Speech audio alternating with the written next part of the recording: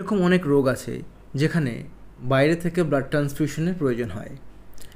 যেমন ধরুন, আপনার রক্তে হিমোগ্লোবিনের মাত্রা অনেক কমে গেল, বা কোনো কারণে আপনার কোনো একটা অ্যাক্সিডেন্ট হলো, সেখানে আপনার ব্লাড লস অনেক বেশি হলো, বা এমন কিছু রোগ যেখানে আপনার সাদা রক্ত কমে গেল, যেমন ডেঙ্গি। আপনার রক্তের প্লেটলেটের পরিমাণ অনেক কমে যায় এবং প্রয়োজন পড়লে এখানে কিন্তু বাইরে থেকে প্লেটলেট ট্রান্সফিউজ করা হয়। এবং আরও এরকম অনেক রোগ রয়েছে যেখানে প্লাজমা বা বিভিন্ন রকমের ব্লাড কম্পোনেন্ট ট্রান্সফিউজ করা হয়। যখনই এরকম রোগ ধরা পড়ে তখনই ডাক্তারবাবু একটা কাগজ আপনাদের হাতে ধরিয়ে দেন যে এই রক্তটা লাগবে, এবং সেই কাগজটা নিয়ে আপনারা সোজা চলে যান ব্লাড ব্যাঙ্কে এবং সেখান থেকে রক্ত নিয়ে চলে আসেন। কখনো কখনো আপনাদেরকে একথাও বলা হয় যে রক্ত এখন সাপ্লাই নেই, ক্যাম্প হচ্ছে না, তো অ্যাভেলেবেল নেই, দিতে পারবো না।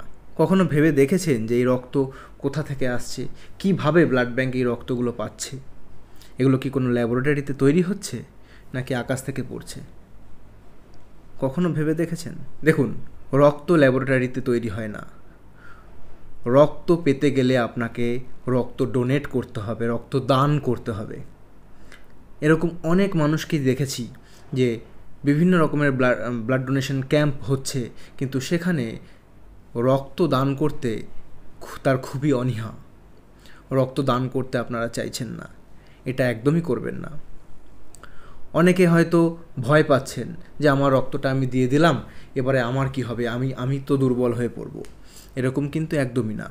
আপনি যে 1 ইউনিট রক্ত দান করছেন বা ব্লাডটাকে ডোনেট করছেন, সেই 1 ইউনিট রক্ত আপনার শরীরে তৈরি হতে খুব কম সময় লাগে। যে ভলিউম যেটা রয়েছে, প্লাজমা ভলিউমটা, সেটা কয়েক দিনের মধ্যেই রিপ্লেসড হয়ে যায়, এবং ব্লাড সেলস এবং বিভিন্ন রকম কম্পোনেন্ট সেটা রিপ্লেস হতে মোটামুটি 2 থেকে 3 মাসের মতো সময় লাগে।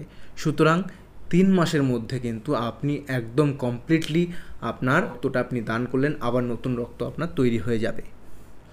সুতরাং ব্লাড ডোনেট করতে ভয় পাবেন না।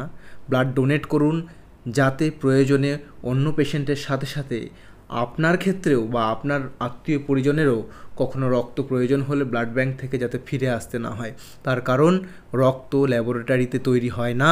রক্ত আপনি যদি দান করেন তাহলেই রক্ত ব্লাড ব্যাঙ্কে স্টোর থাকবে এবং প্রয়োজনে আপনি তৎক্ষণাৎ রক্ত পাবেন এবং আপনার পেশেন্ট বা রোগী বেঁচে উঠবে বা বেঁচে ওঠার একটা চান্স থাকবে। ধন্যবাদ। আমি ডক্টর গৌতম বিশ্বাস আপনাদের সাথে। যদি কোনো প্রশ্ন থাকে তাহলে অবশ্যই কমেন্ট সেকশনে কমেন্ট করবেন।